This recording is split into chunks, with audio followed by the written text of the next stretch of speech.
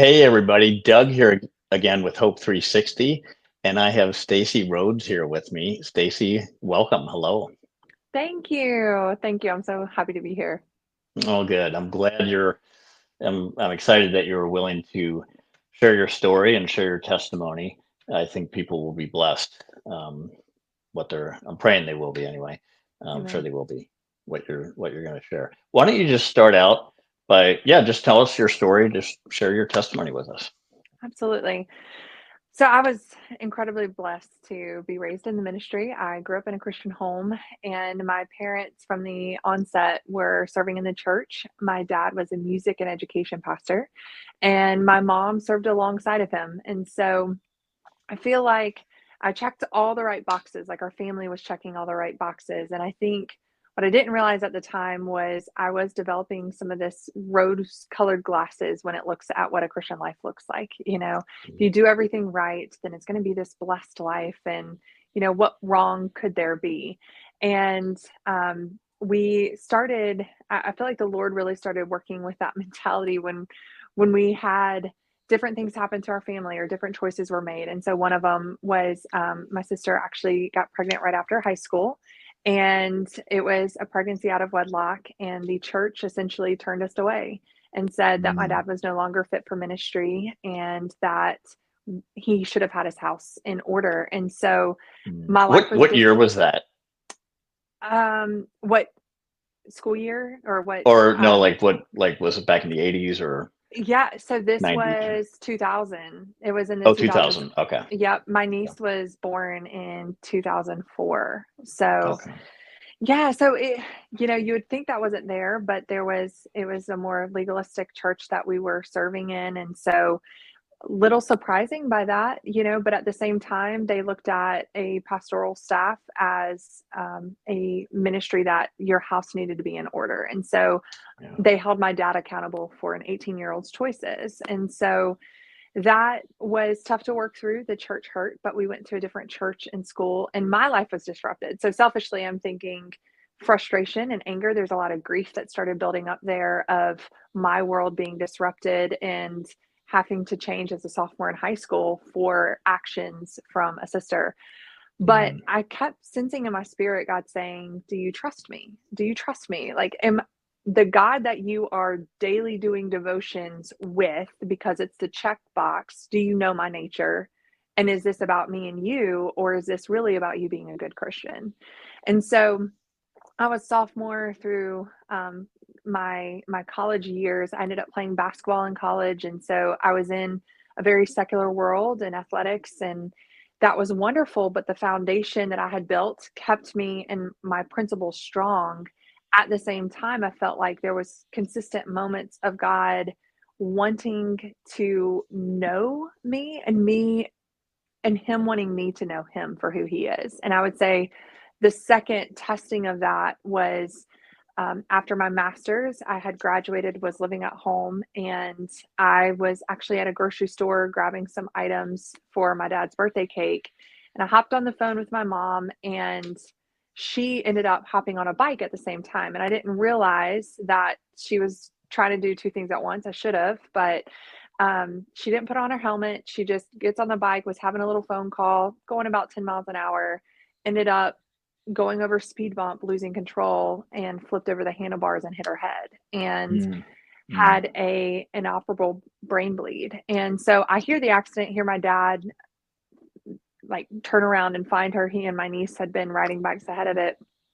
And I called the ambulance. They got there. They took her to the hospital, and I'm in complete denial. I'm thinking my mom just hit her head. It's not a big deal. We didn't know what was going Sure. on. Yeah.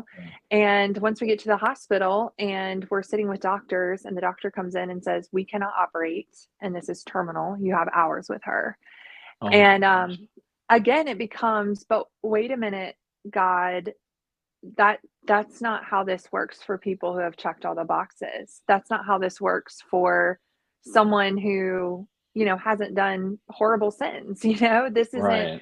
This isn't what life looks like. And we ended up having so many people from church. I remember watching people lay flat on the floor in the hospital and cry out to God. Mm. and begging for intervention, and hundreds of people came to the hospital. They ended up moving us to a separate floor to like let people start coming through to see her in her final moments. And Wow. yeah, and we held her hand and sang to her while she passed, and it was such a sweet moment. But I remember waking up the next day and thinking, that didn't just happen. What? Like, this Hmm. cannot be a reality. And so that's Right. where I started learning about grief, and the 5 stages of grief. And I think a lot of times people think it's linear, but it's actually, you can jump from one of the stages and then it's also compounded. And so I think back to the grief I experienced in changing my entire environment with my sister, the grief that I experienced in different things, navigating, her single parenthood status. And I remember sitting with the Lord, and again, him saying, do you trust me? And the verse of, sorrow may last for a night, but joy comes in the morning. I remember oftentimes Mm. going to bed just racked with this grief of losing my mom, but it's compounded. Grief is compound. It's the loss of a woman that will zip my dress on my wedding day, the loss of a grandmother Yeah. for children, the loss of hope, the loss of a future. It's multiple things you grieve. And with each anniversary or with each new moment or each new wedding celebration, sometimes that grief can pop back up. Mm-hmm. But either I believe in God's goodness and that his nature is good and his nature is for me, or I don't. And so every day was a choosing to trust him. And that doesn't mean that it doesn't come with questions of, God, I don't understand. If you can have that revelation, that'd be wonderful. But it absolutely requires a trust. And so Yeah. I didn't realize her impact, to be honest. We had 1,100 people come through her wake. We had no idea. We ended up Wow. waiting hours, but she was one of those missional people that wasn't on a stage, but was in every conversation, was greeting new people at church, was calling the Mm. Sunday school list every Sunday, every week, just lived out her life. And we heard testimony after testimony of people saying, I saw her faithfulness. I just want to leave a legacy. And so, again, I went through grief share, and it was God just kind of repeating to me, are we doing religion or are we doing relationship? And so Wow. from there, a couple years later, what came out was my sister was actually at the brink of taking her own life. She calls me, was pretty Oh my pretty goodness. wrecked, because people can handle grief in different ways.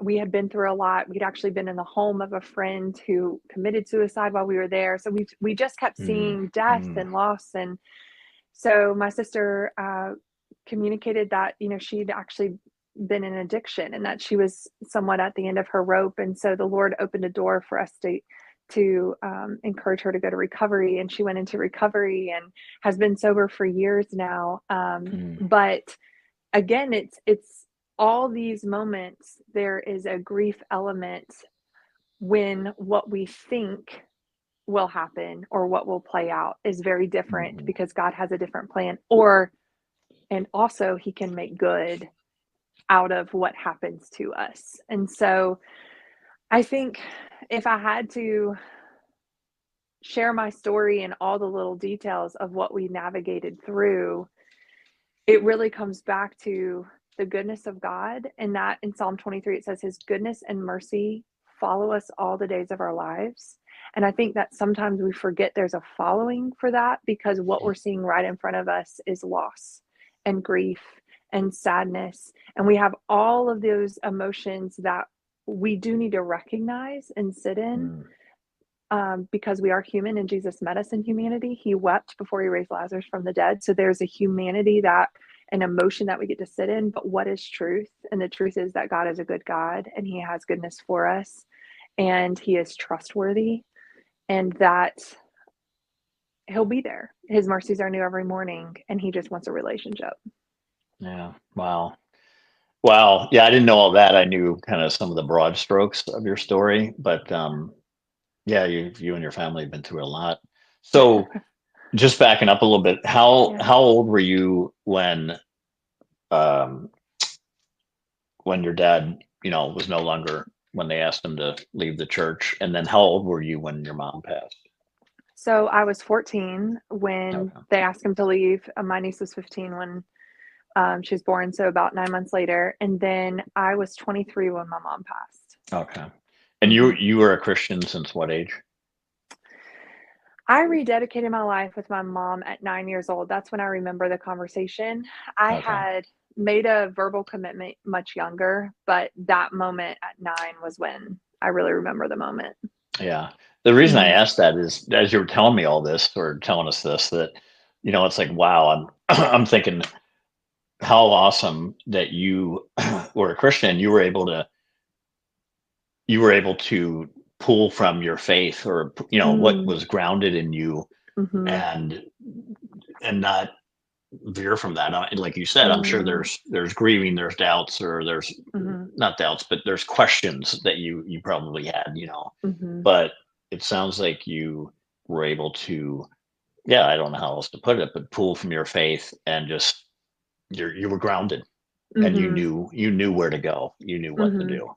Is that safe to say? It is, and I think I was actually just talking with my sister about this, is that she handled grief very differently, and a lot of that was leaning into addiction Mm, and numbing. And I've always been one to observe and see the consequences and change course if I don't like the consequences of something. But I was never tempted to ask to blame God for the loss. I just didn't understand it, and it just didn't seem to fit the legalistic perspective of if you do these perfect things, the perfect will of God is this. In my yeah. mind, the perfect I almost equated the perfect will of God as perfection and prosperity. And Mm, if you look at the gospel, the people who did the most were the most martyred. I mean, mhm, Paul was beaten so much, like yeah. when you look at his life, the people that did the greatest for the kingdom actually suffered the most. And that's not to say seek out suffering or only expect suffering, because Right. I think there's a prosperity in the spirit. It talks about we are running toward a prize. We beat our body into discipline because we are working toward a prize, and that's an eternal reward. And so I know that there's so much goodness in it, but I just had it in my mind that you are almost untouchable if you're a strong Mm, believer. I just can't express, though, the secret moments where God met me. While as much as I did have that foundation, and I do, it says the word of the Lord will not return void. And I had stuffed so much of the word in me through the spiritual disciplines. I believe that came to be true of in my moments, verses came to mind, worship came to mind. mhm, But at the same time, there was no denying the Holy Spirit or the presence of God in the saddest, most sad moments where he met me in that space. And I think because I didn't numb, I was able to be present and experience that had me pressing in even if I didn't understand. yeah. I think that's really important for people to hear because um, a lot of people do turn to things, and it's it's important to feel the ups and downs and the highs and lows, and those are the times that can be really precious, Mhm. with Jesus. Is that what was there a time that you felt the closest to God than you ever did? And what if so, what was that like? I think the thought that comes to mind that almost has me tearing up is really just worship. So the goodness of God, the song "The Goodness of God," or um, singing "Holy, Holy, Holy," and just anything that has us standing with the saints and crying out to God. Mm, I get in the mental image of those, like of singing with my mom, of the saints that have gone before us. That is the only time when we are worshiping God. If heaven is all worship of God, the only mm, time when we are doing the same activity and we are connected is when I am in worship with the one. And so, honestly, Sunday mornings, when we're singing about standing before his throne and worshiping God, and I can visualize just offering that to him and think of joining heavenly hosts who are doing that, is probably when I feel the closest to God, because I'm walking what I was called to do. which is worship. And worship lives out in our daily walks and everything, but the Right. purest form is uttering praise out of the breath in my lungs, uttering to him the worship that he is due. So I think it's that. And then again, I think in the most tangible moments during the most significant grief of losing mom was the mornings. I would cry myself to sleep at night and ask for comfort. And then I would wake up in the morning and it was like I had taken a new breath. And I thought, okay, I have enough mercy for today. And I felt God breathing in his new mercy of Mm. just today, baby girl, just today. That's all you're Wow. promised today, your daily Yeah. bread. And this is your daily dose of mercy. And you'll go to bed tonight depleted. And tomorrow morning, I'll breathe in you new mercy Mm. just today. So, Wow. That's powerful. Yeah, I like what you said about um, worshiping. Like I don't know if I want to say I never heard it that way, but so worship. If I recap that, worshiping is when you feel really close to God because you know that your mom's in heaven and that's what she's mhm, doing. Yeah. mhm, Wow. mhm. That's really powerful. Yeah, that's the only family activity we can have, right? While we're still in this distance is like Yeah. that's the only thing. Like if I want to do something with her, you know, I'm going to worship. I'm going to Yeah. worship because I know Mhm. she's worshiping. I've heard pastors say before, if you don't like the worship on earth, you're going to hate heaven. And I just think of that all the time. I'm like, that's right, Wow. because that's what we're going to do for eternity. Wow. Wow. Um, and you might have already shared this, but is there a verse that you clung to or you still cling to during times of grieving Mm. or just in times of need? I've always said that my life verse was Proverbs 3, 5, and 6. Trust in the Mm. Lord with all your heart. Lean not into your own understanding. In all thy ways, acknowledge him, and he will direct your paths. Um, I think that, like, if you really believe that, I think that's actually really hard to believe because I don't think we want to believe that a good shepherd would direct us down a path of pain. Mhm. Um, but if Jesus is the good shepherd and his sheep know and follow his voice, there is no space that I will enter in that he has not gone before me. Mm. And so when he leads me beside still waters, like Psalm 23, he's leading us the entire time. And that can hurt your feelings if you're not okay with God allowing things to happen that don't seem prosperous or don't seem helpful to you. But he promises Mhm. to make everything to his good. And Yeah. so that has always been my life verse. So then in saying, okay, Lord, if that is true, then First Thessalonians 5:24, because he is faithful, he will do it.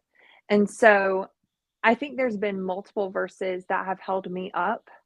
And I think there have been verses for the season, but the overarching is, do you trust me Mm. in all your ways? And you're going to acknowledge him. And I can trust him to direct my steps. In Proverbs, it says, why does man even try to understand his ways when the Lord directs his steps? Mm. And Yeah. that I still like to ignore that verse sometimes because I like to act like I'm self-directed. And then be like, what, Lord? But again, Isaiah, he goes before and behind and he hems us in. He places his hand over us. And so either he's a shepherd or he's not. And I Mhm. think leaning into that has made me trust that whatever valley I'm walking through, whatever darkness I'm walking through, he's already there and he's preparing the Yeah. way. Yeah. That is very powerful. I think that that can be very encouraging for people. I mean, even to watch this twice, it's like Mm, it is that, like you said, he's already ahead of us. So the path that you're walking, whether it's pain or whatever it is, or whether it's mhm, just depression or what have you, mhm, he's walking ahead of you and he's there for you and carrying you through it. That's very powerful. It's very encouraging. mhm. Well, I think too, I was actually listening to a podcast of some biblical leaders today, and they were talking about emotions and how Jesus meets us in our humanity. And I mentioned it earlier that Jesus wept with Martha and Mary. But if you think about it, take a step back, he came to raise Lazarus from the dead. But instead of telling them, hold your grief, I'm about to raise him from the dead, he didn't say any of that. He wept with them. Mm, because he is a God that felt all of our emotions, that gave us our emotions, gave us our feelings, and meets us in our humanity. And so, as Jesus is walking ahead of us, it's not saying, hush now, don't feel those emotions, I've got you. yeah. It's he's literally with us in those emotions and that sadness, while also being the only one that can provide a comfort, because he is our Mm, shepherd and he knows the way. And so I think sometimes we can berate ourselves and shame ourselves for having feelings of sadness or depression or grief, and just really get irritated with our humanity, but that's how God created us. And so yeah. it's not denying that, but sitting in those emotions so you can go through the 5 stages of grief and get to acceptance, because we Mm, do have a hope. And it's easier yeah. to get to acceptance when you know you have a hope. Absolutely. Wow. Yeah. Yeah. Again, I kind of go back to, I know a lot of people are on medication to kind of even out their feelings and the ups and downs. And I just keep going back to that as I'm listening to you. It's like, boy, it's very powerful what you said about God being there for us in the ups and downs and walking before us. And like you said, he's doing two things at once. He's feeling our emotions and pain, but yet at the same time he's got the hope. He knows the end game, and he's taken us. He's got it all under control. Mm-hmm. And Yeah. that's so gracious. That's so patient, right? Like, instead of getting frustrated, because he gives us a Bible that promises. He makes so many promises to us. And instead of that, he just chases us with goodness and mercy. And he says, I'm Mm, here. mm, I'm just here. mm, And I'll take you the next step, and I'll get you the next moment. I'll give you daily bread, and I'll give you new mercies, and just one day at a time. And so mm, I think I did grief share after mom passed. And that was such an incredible resource to hear that it was normal to experience this, but then also there's truth that you can cling to when your emotions are going out of control. And that's all real. I understand why people need some help regulating at times, especially when it's mm, overwhelming. mm, At the mm. same time, there is truth that can conquer all, and Yeah. the Lord can meet us in that. Yeah. Absolutely. Yeah. I think about I went through a divorce, and some of Mm. the tough days of just being alone and my kids not being with me and so forth. And those were some of the most precious times that I had with God, because I was kind of at the bottom, so to Mhm. speak, or Mhm. and you're just kind Mhm. of like, what else do I remember I didn't turn the TV on for years. I was just so trying to lean into God Mm. and say, what do you got? And where am I going? And like you Mm. did, trust Mhm. him. Mhm. Yeah. Yeah. Well, I admire your leaning into, because I think sometimes we can fill the void also with a lot of noise. And Mm, I've noticed that in different seasons too, is that I might would have something always going or audible or play, but again, if the Holy Spirit is still and quiet, and the Holy Spirit's a gentleman, he only comes when he's invited, right? mm, So, in yeah. order to create that space and that silence so that he can fill that gap and navigate through that, and speak to us, and you be sensitive to it, is also needed. So Mm, I applaud the fact that you sought his presence. I think some seasons I didn't necessarily do that, and I tried to fill it with a lot of noise, but I had to get alone and lean into that to mm, hear him talk. yeah. Yeah. Well, thank you. It was sometimes painful, but at the same time, it was comforting. If that makes sense. Yes. Yes. It was peaceful. Mhm. It was reflective. Of Mm. where I'm at, where I'm going. God, what do you want? Or where do you want from me? What's the next Yeah. move? And so to speak. Mm. Wow, that was. Um, I appreciate you sharing that with us. That was there's a. I look forward to to listening to this again. There was a lot of good nuggets of wisdom in there, and just from your experience and your story, just where you went with it and all that you've been through. Mm. Do you have anything before we conclude? Any other last thoughts or I guess if I were to summarize it, it was, what did you say? Um, the trusting God. Hmm. The Yeah. trusting God, and I think recognizing grief for what it is. I think I never imagined my story being littered with so much grief because again, Mm, I was checking all the boxes. But when you're leaning into trusting God and you're not leaning into your understanding, it's a crazy adventure with God, but that means you often will grieve what you thought it would be. And so pressing into that and learning about grief and have how to navigate it well with God as opposed to blaming him for the loss has yeah. been marquee in my journey with him. So, Mm, man, mm, there's so many different avenues, and it's always how much to share. But I'm so grateful for this ministry and what you guys do, and thank you for the opportunity just to share a piece of the story. And hopefully, it's helpful to somebody out there that's yeah. trying to navigate a season of grief or loss and Yeah. figuring out the nature of who God is.